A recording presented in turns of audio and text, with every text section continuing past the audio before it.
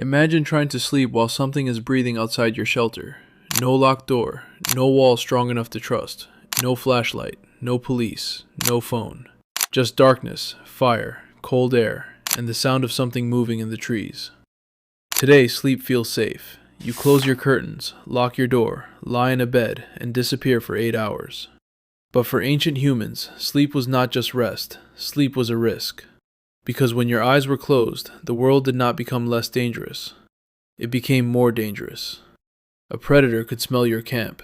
A stranger could find your group. The fire could go out. The temperature could drop. A baby could cry. A snake could crawl too close. Or one small sound in the dark could mean that something was already watching you. So how did ancient humans sleep at all? The answer is not simple, because ancient humans did not survive the night by being fearless. They survived because they built systems around fear. Long before houses, locks, alarms, or streetlights, humans had only a few things that stood between them and the dark: fire, shelter, each other, and constant attention. The first problem was darkness itself. During the day, humans could see danger coming. They could spot tracks, watch the movement of animals, search for food, and stay together. But at night, everything changed. The same forest that looked useful during the day became a wall of unknown sounds: a branch breaking, leaves moving, an animal call in the distance, footsteps that might be nothing, or might be death. For ancient humans, darkness was not just the absence of light. Darkness was uncertainty, and uncertainty is one of the oldest fears in the human brain. That is why fire became one of the most important survival tools in human history. Fire was not just for cooking. It was not just for warmth. At night, fire was protection. A burning campfire created a small circle of light in a world of darkness. It made it easier to see movement. It helped keep insects and some animals away. It gave warmth during cold nights. And maybe most importantly, it gave the group a center, a place to gather, a place to watch, a place to feel slightly less alone. But fire was not magic. It needed fuel. It needed attention. If it went out, the night became colder, darker, and more dangerous. So someone had to care for it. Someone had to wake up, add wood, listen to the darkness, and make sure the group was still safe. This means ancient sleep probably did not look like modern sleep. Today, many people imagine sleep as one clean block. You lie down, you sleep for 8 hours, you wake up. But ancient humans may not have slept that way. Their sleep was likely lighter, more broken, and more connected to the group around them. One person might wake up, another might still be asleep. Someone might hear a noise, someone might check the fire. Someone might move closer to the group because the night got colder. This was not comfortable. But it was useful.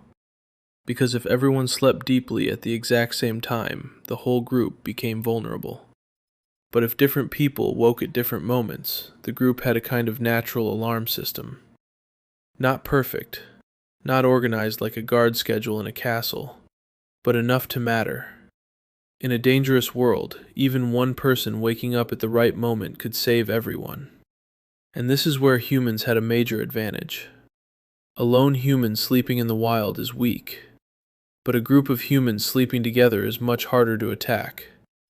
More ears, more eyes, more bodies, more noise, more chances that someone notices something before it is too late. This is why sleeping together mattered. Ancient humans did not sleep alone in separate rooms with privacy and personal space. They often slept close to each other, near the fire, near family, near the people they trusted. Not because it was cozy in the modern sense, but because closeness was survival. A child sleeping between adults was safer.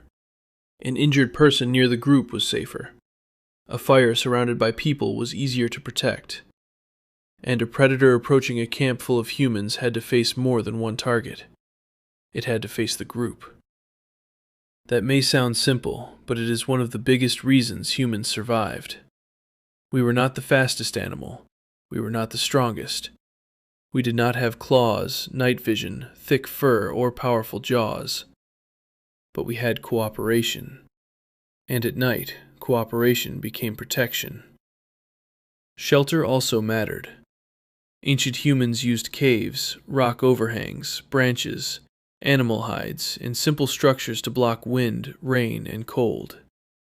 A good sleeping place was not chosen because it looked nice. It was chosen because it reduced danger. Could the group see what was coming? Was there a way to escape? Was it near water? Was it too close to predator paths? Was the ground dry? Was the fire protected from wind? Could children stay warm? Every sleeping place was a decision between comfort and survival, and sometimes there was no perfect choice. A cave could protect you from weather, but it could also already belong to animals. A forest could hide you, but it could also hide predators. An open area could help you see danger, but it could expose you to cold wind. Ancient humans were constantly balancing risks. Even sleep required strategy. And then there was cold. For many ancient humans, the night was not just scary, it was physically dangerous.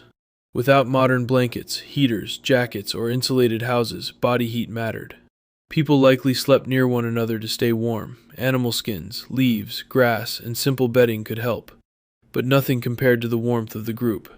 Again, humans were the technology. Your family was your blanket. Your tribe was your alarm. Your fire was your wall. Your memory was your map.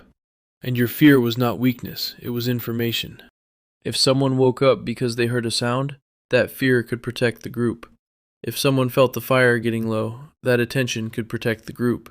If someone noticed animals acting strangely before nightfall, that observation could protect the group. Ancient humans survived because they paid attention to patterns, where predators moved, when animals became quiet, which places felt unsafe, which shelters worked, which nights were colder, which sounds mattered, and which sounds could be ignored. Over generations, this knowledge became tradition. Parents taught children where not to sleep. Elders remembered dangerous places. Hunters recognized tracks. The group learned from every bad night. A single mistake could kill someone, but a lesson could protect the next generation.